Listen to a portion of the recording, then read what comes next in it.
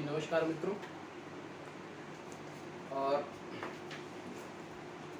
आज कुछ कारणों से थोड़ा सा लेट हुआ, हम लोग 9:30 बजे क्लास स्टार्ट नहीं कर पाए। बहरहाल सब लोग जल्दी से जल्दी यथाशीघ्र जुड़ जाएं। अभी तक हम वैदिक साहित्य पे चर्चा कर रहे थे और वैदिक साहित्य के विषय में बता रहे थे। वैदिक साहित्य में ये टर्म मैंने कल जो क्लास लिया था, उपवेद के विषय में मैंने चर्चा किया था। उपवेद कितने थे, उस पर एक पहला जो उपवेद था, ठीक है, वो आयुर्वेद है। आयुर्वेद। अब इसकी जगह पे आपने लिख लिया था या मैंने लिखा दिया था अध्वर्य, ठीक है। ये तो यजुर्वेद के मंत्रों के जो गायक थे, ठीक है, कहने वाले थे, उनको कहा जाता था। इसलिए आप लोग उसको करेक्ट कर लीजिएगा कि आयुर्वेद धनुर्वेद, और फिर उसके बाद आपका गंधर्ववेद और शिल्पवेद। आप लोग इसको करेक्ट कर लीजिएगा। आयुर्वेद जो है ऋग्वेद से संबंधित है, धनुर्वेद आपका यजुर्वेद से संबंधित है, गंधर्ववेद आपका सामवेद से, और शिल्पवेद आपका अथर्ववेद से संबंधित है। बहरहाल आज हम आते हैं वैदिक कालीन राजनीतिक व्यवस्था, सामाजिक व्यवस्था, धार्मिक और आर्थिक व्यवस्था कैसी थी, किस तरीके का वहाँ का शासन था, किस तरीके का वहाँ का समाज था, ठीक है। हम लोग पहला टॉपिक लेते हैं राजनीतिक व्यवस्था, वैदिक कालीन राजनीतिक व्यवस्था।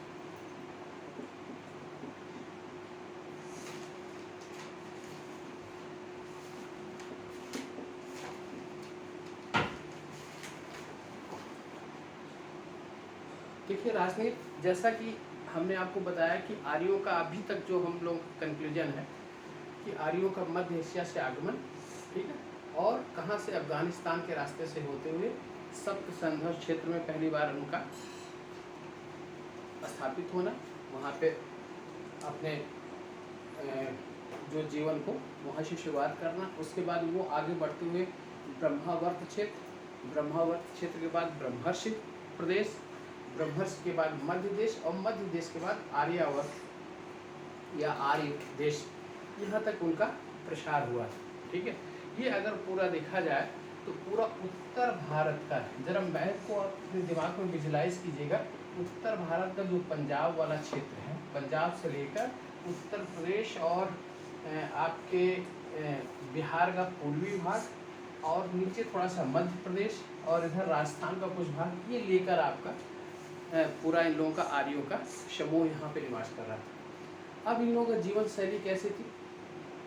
जीवन में आपको मैंने कहा कि यहाँ पर चूंकि यह एक ग्रुप था, कबीलाई ग्रुप था, जो यायावार जीवन व्यतीत करता था, ठीक है। आज यहाँ कल आगे बढ़ गया, परसों मतलब कुछ समय बाद और आगे चला गया। तो इस तरीके से कोई अस्थायी व्यवस्था इनकी नहीं थी, और कृषि पर भी विशेष ध्यान नहीं दिया गया, ठीक है। इसलिए कि चूँकि पूरा जीवन ही इनका घुमक्कड़ प्रथा से संबंधित था। अब देखिए, इसलिए इनके जीवन में पशुपालन का विशेष महत्व था। ऋग्वैदिक आर्यों के विषय में जीवन में पशुपालन महत्वपूर्ण रूप से इनका काम क्या था? पशुपालन का। इसके बाद कृषि थी, और कृषि यहाँ गौड़ थी ऋग्वेद में, और यही उत्तर वैदिक काल में कृषि प्रधान हो जाता है, पशुपालन गौड़ हो जाता है, ठीक है। अब इसी की तरीके से इनका सामाजिक व्यवस्था, राजनीतिक व्यवस्था भी होगी, ठीक है। तो राजनीतिक व्यवस्था के विषय में जो हमको साक्ष्य प्राप्त होते हैं, उसके आधार पर हमने देखा कि इनका संगठन जो है, एक पहले ग्राम में, और ग्राम से आपका विश्व, और विश्व से लेकर जन, इन तीनों ग्रुपों में बटा था। पहले ग्राम था, ग्राम से बड़ी जो इकाई थी इनकी वह विश्व थी, और उससे बड़ी जो इकाई थी वह जन थी, ठीक है। और जन का ही प्रधान जो है, जो उसका मुख्य होता था, वो राजा कहलाता था, ठीक है। उनके जीवन में इसी का उल्लेख प्राप्त होता है। पहला ग्राम, ऋग्वेद में ग्राम का 13 बार उल्लेख और विष का जो है आपका 170 टाइम्स और जन का 275 275 बार इसका उल्लेख प्राप्त होता है। ये भी ध्यान देने योग्य बात है, यह भी आप दिमाग में रखिएगा कि जन का उल्लेख 275 टाइम्स बार, विष का आपका 170 और ग्राम का 13 बार उल्लेख प्राप्त होता है। ग्राम का जो मुखिया होता था वो ग्रामणी कहलाता था। ठीक, इसका जो प्रमुख होता था वह विषपति कहलाता था और इसका जो प्रमुख होता था वह जनपद कहलाता था। ठीक, या इसके साथ साथ इसको जनस्य गोपा भी कहा जाता था, जनस्य गोपा, राजा को। ठीक है, यही आपका प्रमुख होता था जो राजा कहलाता था, इसको जनस्य गोपा या आपका पूरा भेदता कहलाता था, पूरा भेदता। ठीक, जनस्य गोपा का मतलब जन का संरक्षक और पूरा भेदता का मतलब होता है किलों को जीतने वाला है। ठीक, ये आपके मौलिक जो संगठन थे उन संगठन के विषय में मैंने आपको बताया। ग्राम का प्रमुख ग्रामणी, विष का प्रमुख विषपद, जन का प्रमुख जनपद, जनपद को ही जनस्य गोपा या पूरा भेदता कहा जाता था। इसका उल्लेख 13 बार, इसका उल्लेख 170 बार और इसका उल्लेख 275 बार। पूरे वैदिक खासकर ऋग्वेद में, ठीक है, ऋग्वेद में जो राजा शब्द है इनको राजा कहा जाता है। राजा का उल्लेख सिर्फ 1 बार प्राप्त होता है और राष्ट्र का उल्लेख 10 बार प्राप्त होता है, 10 टाइम्स। राजा 1 और राष्ट्र 10। ठीक, अब हम यहाँ आते हैं, राजा अपना प्रशासन कैसे चलाता होगा, किस तरीके से था। वो राजा का जो कॉन्सेप्ट आज के जो राज्य की परिभाषा है वो बिल्कुल उससे अलग थी। ठीक है, राजा उस समय कबीले का सिर्फ संरक्षक होता था और युद्ध का नेता होता था। ठीक है, उसको भूमि का स्वामी नहीं कहा जाता था, भूमि पर उसका कोई अधिकार नहीं था ऋग्वैदिक काल में। ठीक है, भूमि का स्वामी, ये कभी कभी पूछा गया भी है कि ऋग्वैदिक काल में राजा की स्थिति क्या थी। पहले बार आप देखिएगा, कबीले का संरक्षक, कबीले का संरक्षक, ठीक, और युद्ध का स्वामी, युद्ध का स्वामी, भूमि का स्वामी नहीं होता था, भूमि का स्वामी नहीं होता था।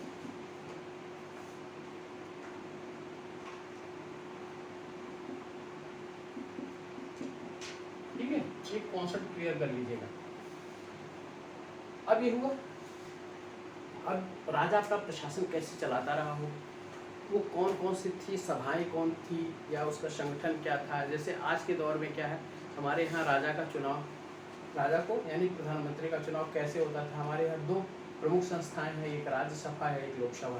ठीक है, इसके सांसद चुने जाते हैं, सांसद के द्वारा उसके विधायक और उसके सांसद दल का जो नेता होता है वो हमारे प्रधानमंत्री की शपथ लेता है, वही हमारे राज्य का स्वामी होता है। आज ऐसे प्रशासक थे और वो अपनी प्रशासनिक मशीनरी के द्वारा पूरे राज्य तंत्र का संचालन करता है। यहाँ क्या था, चूँकि कबीलों में बटे थे, छोटे छोटे पार्ट में लोग बटे थे, उनका एक अपना एरिया रहता था, इनका अपना एक क्षेत्र रहता था। उस क्षेत्र में क्या था, उनके संरक्षक के रूप में जो कबीले रहते हैं उनकी संरक्षक के रूप में राजा की भूमिका रहती है। यह युद्ध करता था अपने विस्तार के लिए। ठीक है, और विस्तार के लिए युद्ध करता है, इसलिए युद्ध का वो स्वामी कहलाता था और भूमि का स्वामी नहीं होता था। भूमि के स्वामी न होने के कारण यहाँ आपको कोई नियमित कर व्यवस्था नहीं प्रचलित थी। नियमित कर व्यवस्था कहाँ, ऋग्वैदिक काल में, ध्यान रखिएगा, अभी हम ऋग्वैदिक काल की चर्चा कर रहे हैं, इसके बाद उत्तरवैदिक काल आते हैं, व्यवस्था नहीं प्रचलित थी। और कोई नियमित सेना नहीं थी, कोई नियमित सेना नहीं थी। ठीक है, बाद में कुछ शब्दावली मुझे प्राप्त होते हैं, इसमें एक शब्दावली है सर्द और ब्रात। ठीक, या सैनिक इकाई के रूप में इसका प्रयोग किया जाता था कि ये, लेकिन नियमित सेना नहीं होती, सैनिक इकाई थी सर्द और ब्राग। ठीक, अब हम राजा के विषय में, हाँ राजा क्या था, ऋग्वैदिक काल में शुरू में अनुवांशिक नहीं था, लेकिन कुछ समय बाद जो है राजा का पद अनुवांशिक हो गया। राजा का पद अनुवांशिक हो गया। अनुवांशिक तो होता था, लेकिन इसके साथ साथ वहां पे हमको 3 प्रमुख समितियां दिखाई देती हैं, 3 प्रमुख संगठन दिखाई देते हैं जो राजकाज में सहयोग करते थे। अब पहला देखिए क्या है, इसके बाद इसको हम अब मिटा दें।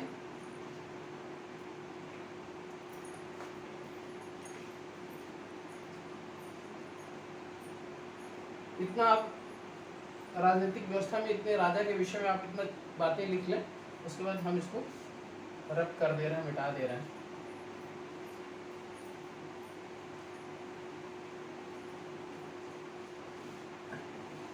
अब देखिए हमारे जो वहाँ उल्लेख प्राप्त होता है ऋग्वेद में, एक उल्लेख प्राप्त होता है सभा का और दूसरा प्राप्त होता है समिति का,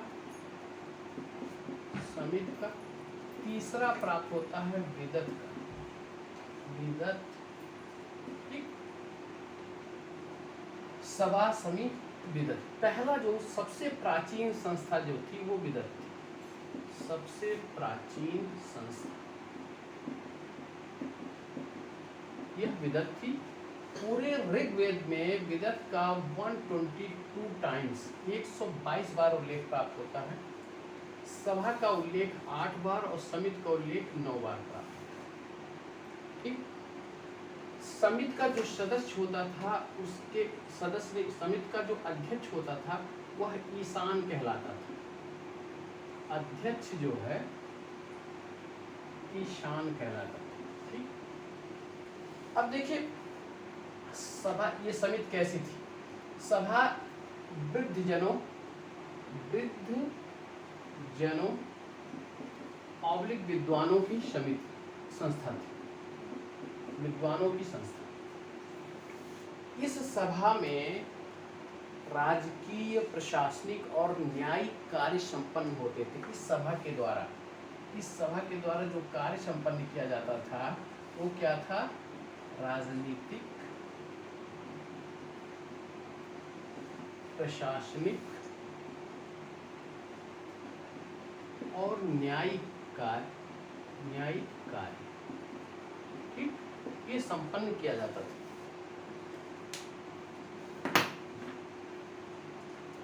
समिति का महत्वपूर्ण कार्य था, ये सभी लोगों की संस्था नहीं थी, यह केवल वृद्धजनों और विद्वानों की संस्था थी। समिति जो थी वह सभी लोगों की संस्था थी। समिति समस्त लोगों की संस्था, समस्त लोग इसमें शामिल, और इनका प्रधान कार्य क्या था, मुख्य कार्य क्या था, राजा के चुनाव में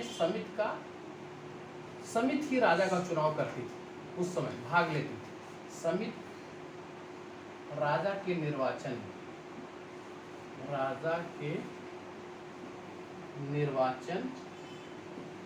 में भाग लेती थी। ठीक है, अब देखिए चूंकि आम लोगों की संस्था थी, सभी लोग इसमें शामिल थे, इसलिए सभी लोग के द्वारा राजा निर्वाचित होता था। लेकिन एक बार राजा निर्वाचित हो गया तो कमोबेश उस कबीले का प्रमुख बना रहता था और वो अनुवांशिक होता चला जाता था। ठीक है, लेकिन यह इसमें भाग कौन लेती थी, निर्वाचन में भाग लेती थी समिति। ठीक है, और यह सबसे पुरानी संस्था थी जिसमें सभी लोग शामिल इसमें भी थे। मुख्य कार्य जो है प्रशासन चलाने का सभा का था, और वह जो है आपके प्रशासनिक, राजनीतिक और न्यायिक कार्य को संपन्न कराती थी। ठीक, अब हम नेक्स्ट आते हैं राजनीतिक संगठन में जो बातें होती हैं, जो प्रशासन चलता है। मंत्रि परिषद होना चाहिए, मंत्रि परिषद का क्या उल्लेख यहाँ प्राप्त होता है, नहीं प्राप्त, यहाँ पे मंत्रि परिषद का उल्लेख प्राप्त नहीं होता। ठीक, लेकिन इनके प्रशासनिक कार्य के लिए कुछ महत्वपूर्ण व्यक्ति होते थे जो रत्निन कहलाते थे, प्रशासनिक कार्य के लिए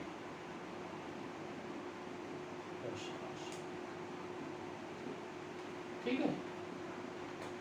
अब सभा समिति को एक तरीके से आप राज्यसभा लोकसभा से कुछ हद तक तुलना कर सकते हैं, ठीक है, कि वह नियम बनाती थी या उससे सलाह लेकर राजा कार्य करता था, ठीक है। अब यहाँ प्रशासनिक कार्य जो इम्प्लीमेंट करवाने का कार्य होता था वो किससे करता था? तो प्रशासनिक कार्य जो संपन्न कराते थे या उनका जो तंत्र था वो रत्निन कहलाते थे, रत्निन। शुरू में इसकी संख्या कम थी, लेकिन उत्तर वैदिक काल तक आते आते इसकी संख्या में काफ़ी वृद्धि हुई और हमको शतपथ ब्राह्मण, तैत्तिरीय संहिता और मैत्रायणी संहिता में 12 से 15 रत्नियों का उल्लेख प्राप्त होता है। कहीं कहीं 14 प्राप्त होता, कहीं 15, और मुख्यतः 12 रत्नी थी, रत्निन 12 थी, ठीक है। ऋग वैदिक काल में रत्नियों की संख्या कम होती थी। राजा क्या करता था, अपने राज्याभिषेक के समय जब उसका राज्याभिषेक होता था तो वह रत्नियों के घर जाता था और रत्न हवीसी संस्कार संपन्न होता था। रत्न हवीसी संस्कार संपन्न कराते थे। इसमें क्या होता था इस संस्कार में कि जो जैसे प्रमुख रत्निन, रत्नियों को हम पहले नाम लिख देते हैं, उसके बाद हम चर्चा करते हैं। रत्न हवीसी संस्कार, रत्निन में जो प्रमुख थे, पहला था पुरोहित, सेनानी, ग्रामणी, छता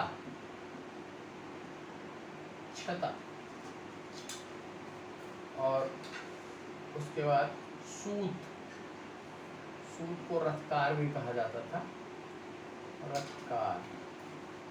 इसके बाद आपका अक्षवाक,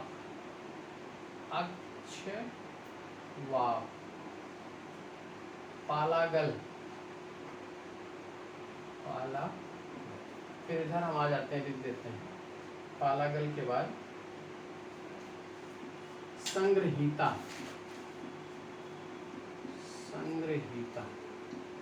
भागंदुद,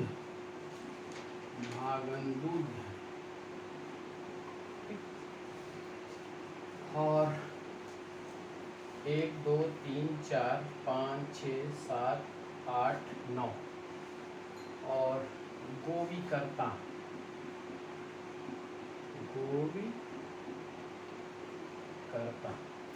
इसके बाद महिषी, वावापा, परिवृत्त। ये तीनों जो है, अंतिम तीनों, ये स्त्री रत्निन थी, स्त्रियां थी, ठीक है।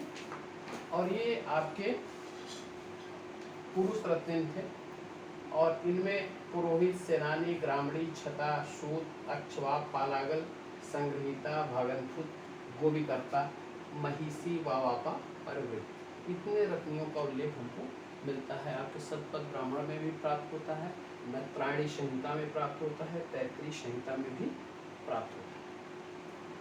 पुरोहित का प्रमुख कार्य क्या था? राजा को सलाह देना, धर्म से संबंधित कार्यों में सहयोग देना। सेनानी का कार्य क्या था? उसके युद्ध संबंधित कार्यों में सलाह देना। ग्रामणी ग्राम का प्रमुख होता था। छता जो है एक प्रमुख द्वारपाल का कार्य करता था उनके उसमें। और सूत रथकार था, जो रथ को ले जाने वाला था। अक्षवाप जो है ये राजा के साथ पाशे खेलता था, ठीक है, पासे का खेल खेलता था, अक्षवाप कहलाता था। पालागल जो है संदेश वाहक रहता था। संग्रहीता आपका कर संग्रह या कोषाध्यक्ष, ये बहुत महत्वपूर्ण है, कोषाध्यक्ष। और भागनदूत आपका भागनदूत कर वसूलने वाला,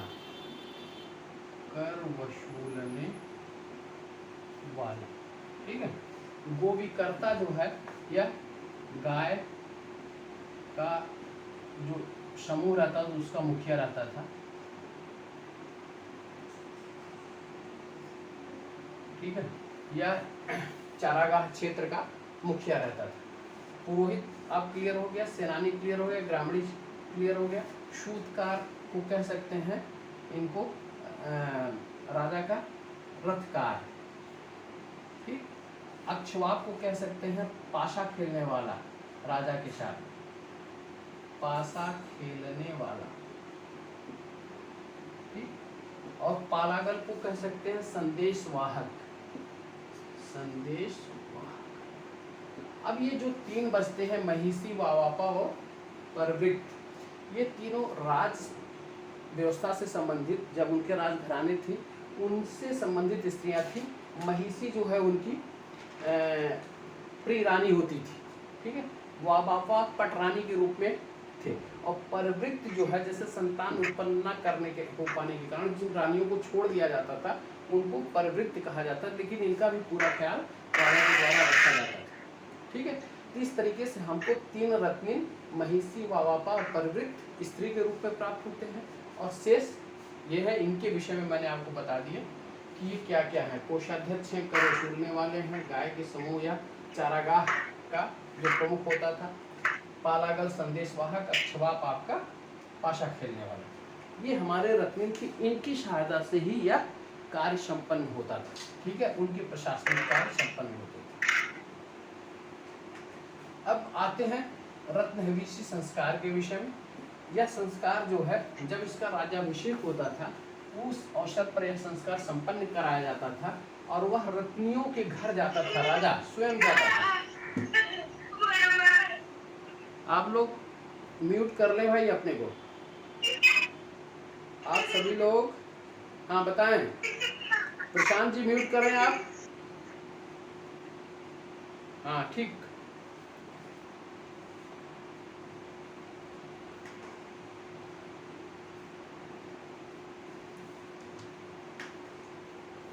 चलिए, यह आपके रत्निन थे, रत्नहविषी संस्कार यहाँ संपन्न होता था। यह जाता था, रत्नहविषी संस्कार होता क्या था कि यह उस समय जाकर एक प्रमुख देवता की वहाँ पूजा करता था उसके यहाँ। ठीक है, जैसे पुरोहित के यहाँ अगर जाता था तो वह पुरोहित के यहाँ बृहस्पति की पूजा करता था। ठीक, सेनानी के यहाँ जाता था तो वह अग्नि की पूजा करता था। ठीक है, भागनदूत के यहाँ जाता था वह कुशन की पूजा करता था। ऐसे ऐसे प्रमुख देवताओं की वहाँ पूजा करता था और वह उसके मतलब राज्य को राजा के रूप में धारण करने का अधिकार वहाँ से प्राप्त होता था। अब हम यहाँ देखते हैं इसके साथ साथ कुछ और प्रमुख रत्निन के अलावा कुछ प्रमुख और अधिकारियों की चर्चा यहाँ पे की गई है ऋग्वेद में। कौन कौन से हैं इसको जरा देख लीजिएगा। रत्निन के अलावा जो है एक आपका है अस्थपति, अस्थपति, और दूसरा है सतपति।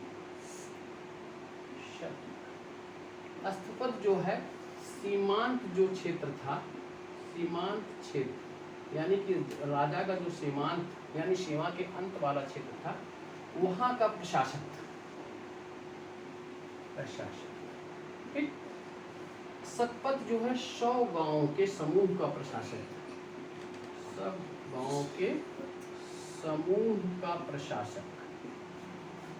ठीक, इसके साथ साथ हमको उल्लेख प्राप्त होते हैं जीवग्रीव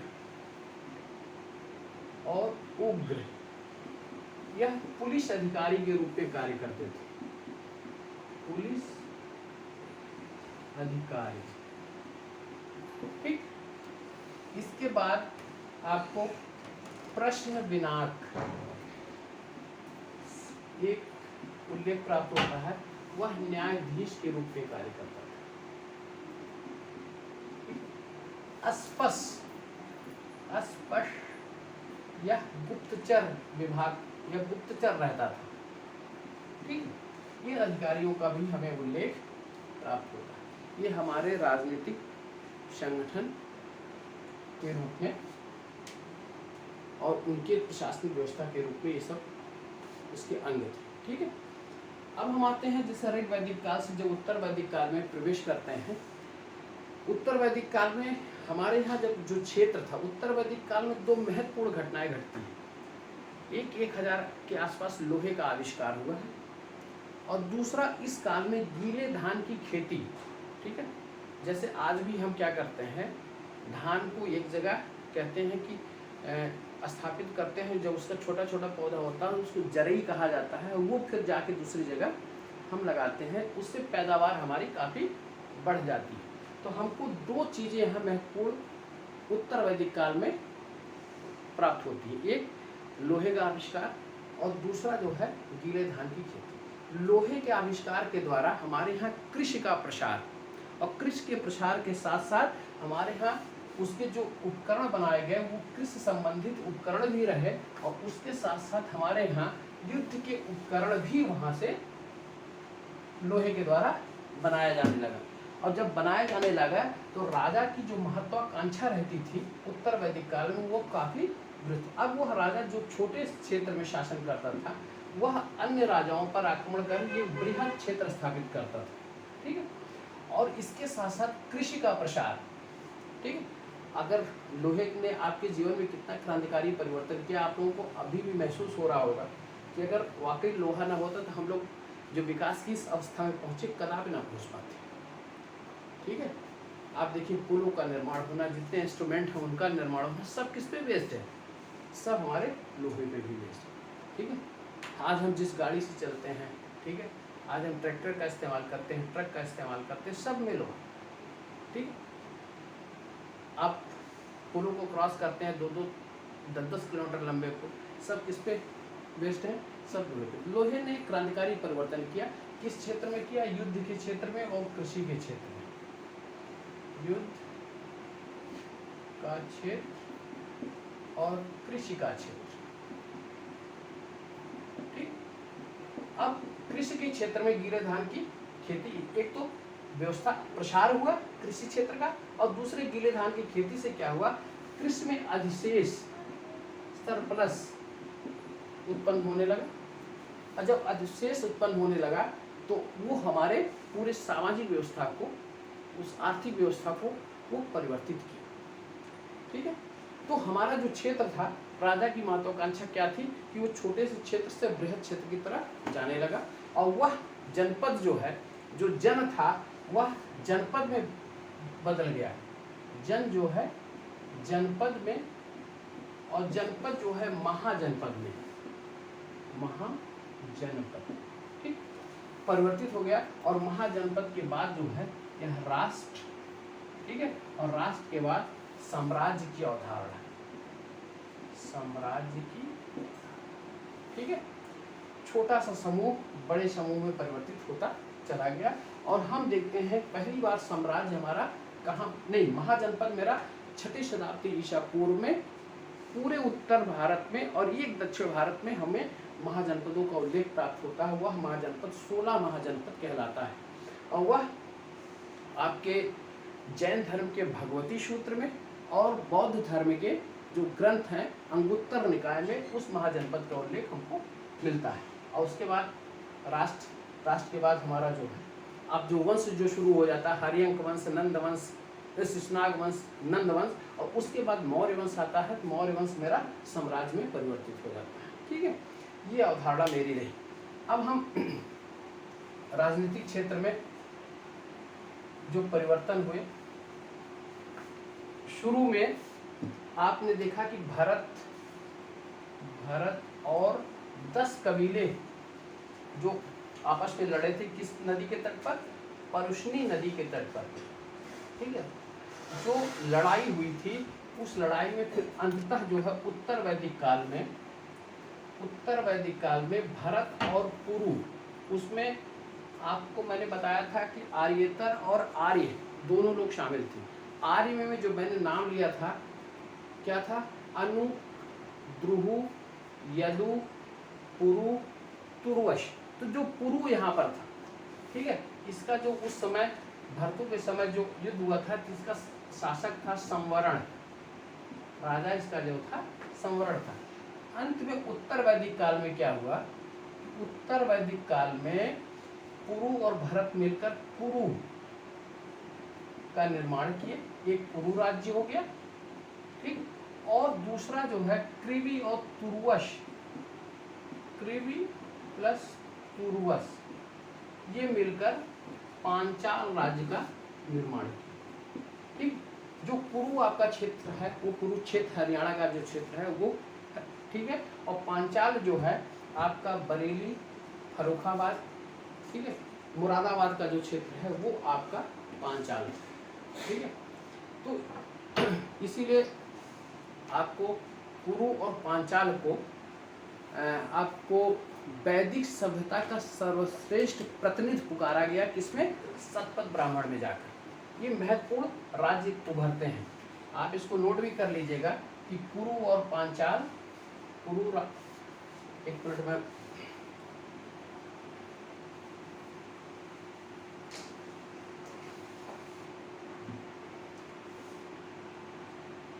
कुरु प्लस पांचाल, ठीक, वैदिक सभ्यता का सर्वश्रेष्ठ प्रतिनिधि, ये किसमें कहा गया है, शतपथ ब्राह्मण में। सभ्यता का सर्वश्रेष्ठ प्रतिनिधि,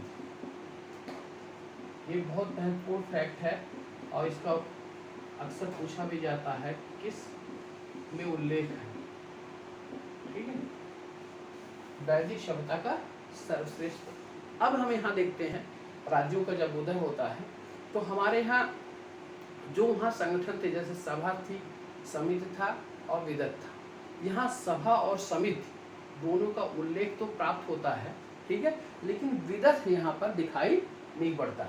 यानी विदत जो संस्था थी, ठीक है, वह उसका लोप हो गया, संस्था और दोनों क्या बची, सभा और समिति।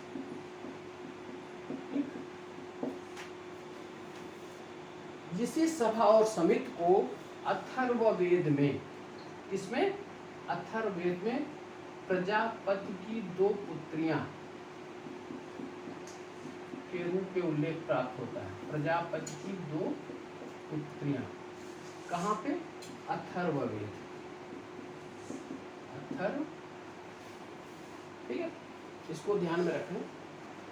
सभा और समिति को प्रजापति की 2 पुत्रियों के रूप में उल्लेख कहाँ प्राप्त होता है, अथर्ववेद में प्राप्त होता है। और उसके बाद आपका विदत का यहाँ लोप हो जाता है।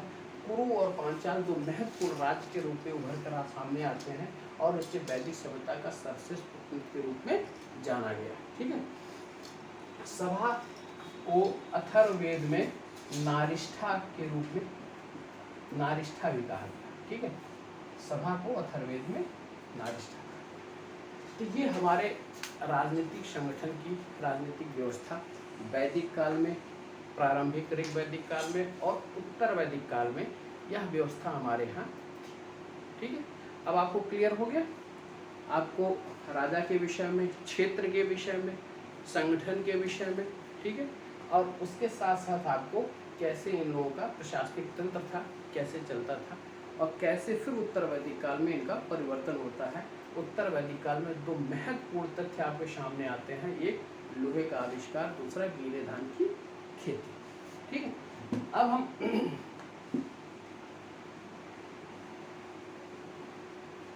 इसके बाद आपको उत्तर वैदिक काल में जब देखते हैं तो ऐत्रेय ब्राह्मण, ठीक है, ऐत्रेय ब्राह्मण में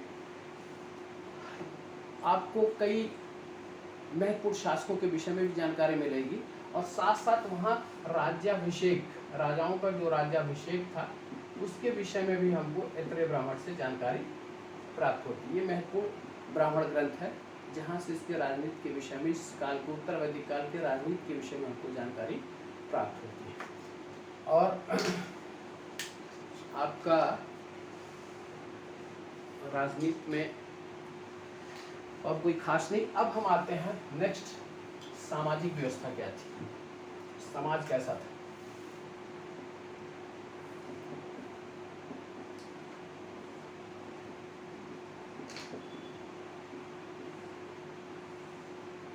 देखिए समाज, यहाँ पर जैसे ऋग्वेद में हमको उल्लेख प्राप्त होता है, तो ऋग्वेद में हम देखते हैं कि शुरू में, प्रारंभ में हमारे यहाँ वर्ण व्यवस्था, जात व्यवस्था, इस सब का कोई उल्लेख प्राप्त नहीं होता। समाज में प्रमुख जो इकाई थी समाज की, वो परिवार थी। परिवार समाज की प्रमुख मूलभूत इकाई परिवार थी। इस परिवार का जो मुखिया होता था, ठीक है, इसका मुखिया होता था, वह कुलप कहलाता था। कुलप या गृहपति, गृहपति कहलाता था।